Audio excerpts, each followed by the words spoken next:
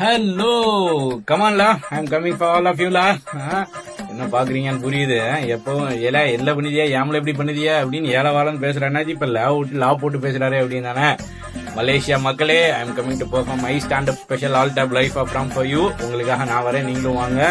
மலேசியால February 8th மக்களே வாங்க. Let's all have a super fun run of all type life of from. நான் பேச, நீங்க பேச, நம்ம எல்லாரும் சேர்ந்து பேச. It's going to be one real fun show.